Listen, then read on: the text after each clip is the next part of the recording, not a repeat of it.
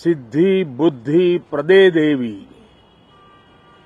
सिद्धि बुद्धि प्रदे देवी, भुक्ति मुक्ति प्रदायिनी, भुक्ति मुक्ति प्रदायिनी, मंत्र मूर्ते सदा देवी, मंत्र मूर्ते सदा देवी, महालक्ष्मी नमोस्तुते, महालक्ष्मी नमोस्तुते। मां लक्ष्मी हमें सिद्धि और विवेक देती है,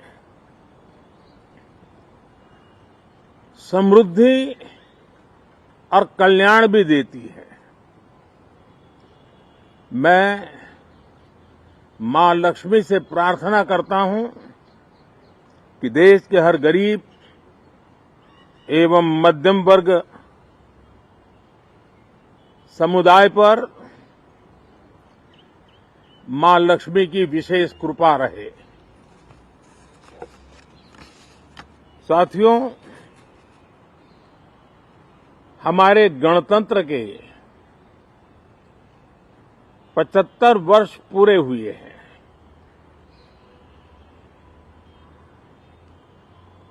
और ये हर देशवासी के लिए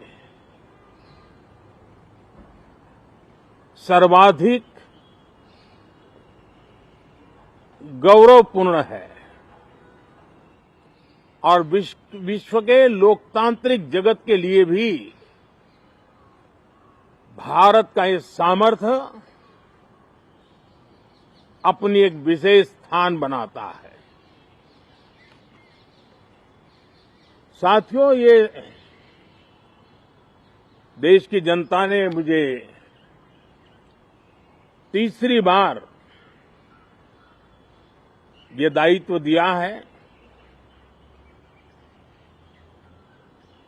और इस तीसरे कार्यकाल का ये पहला पूर्ण बजट है।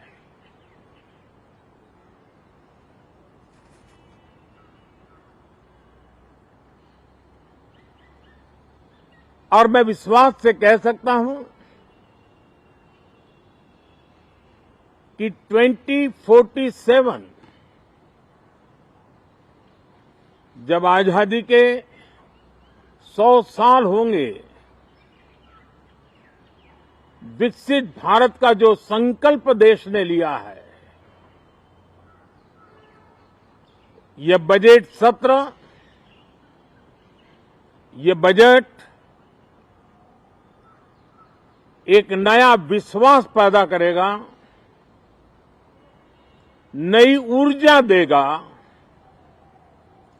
कि देश जब आजादी के 100 साल मनाएगा तब विकसित होकर रहेगा।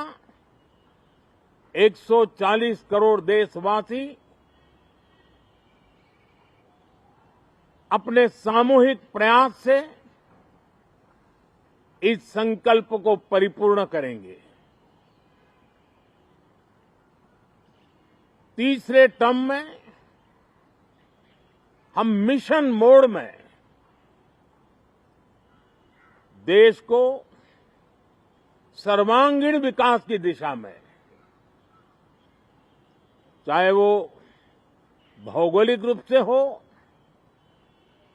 सामाजिक रूप से हो या आर्थिक भिन्न भिन्न स्तर के संदर्भ में हो, हम सर्वांगीण विकास के संकल्प को लेकर के मिशन मोड में आगे बढ़ते जा रहे हैं। इनोवेशन, इंक्लूजन और इन्वेस्टमेंट, ये लगातार हमारे आर्थिक गतिविधि के रोड मैप का आधार रहा है। इस सत्र में हमेशा की तरह कई ऐतिहासिक बिल पर सदन को चर्चा होगी और व्यापक मंथन के साथ वो राष्ट्र की ताकत बढ़ाने का काम करने वाला कानून बनेंगे। विशेषकर नारी शक्ति के गौरव को पुनः प्रस्थापित करना, पंथ संप्रदाय के भेद से मुक्त होकर के हर नारी को सम्मानपूर्ण जीवन मिले, उसको भी समान अधिकार मिले, उस दिशा में इस सत्र में कई महत्वपूर्ण निर्णय लिए जाएंगे। Reform, perform and transform. जब विकास की तेज गति को प्राप्त करना होता है तो सबसे ज्यादा बल रिफॉर्म पर रहता है। राज्य और केंद्र सरकार ने मिलकर के परफॉर्म करना होता है और जन भागीदारी से हम ट्रांसफॉर्मेशन देख सकते हैं। हमारा युवा देश है, युवा शक्ति है और आज जो 20-25 साल की आयु के नौजवान हैं, जब वो 45-50 साल के होंगे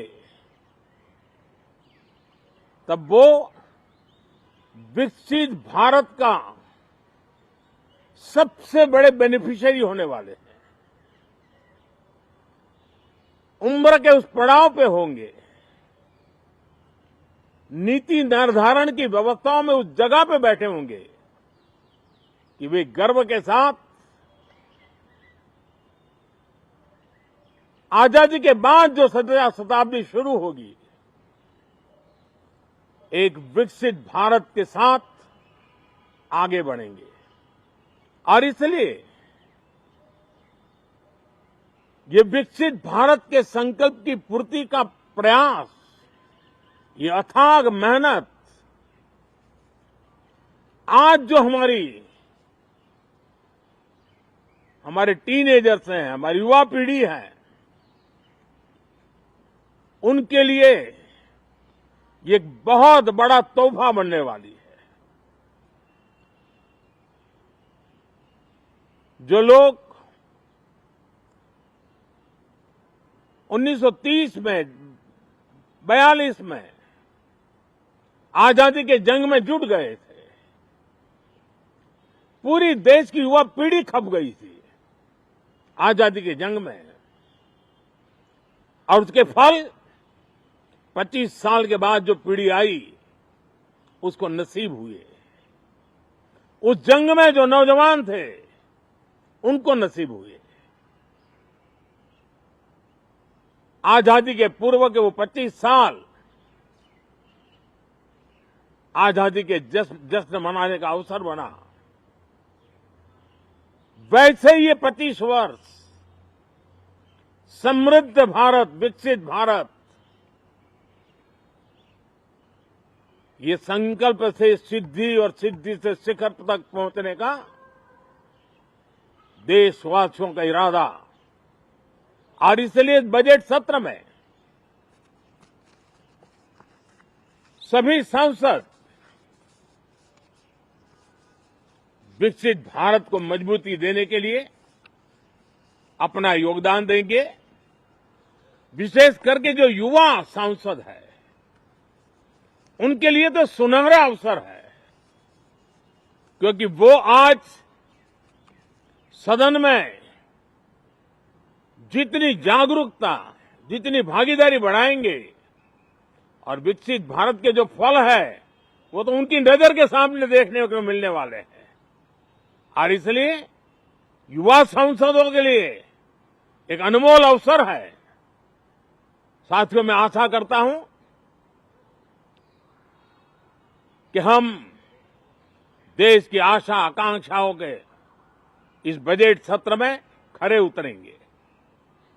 साथियों, आज एक बात आपने जरूर नोट की होगी मीडिया के लोगों ने तो जरूर करनी चाहिए। शायद 2014 से लेकर अब तक शायद ये पहला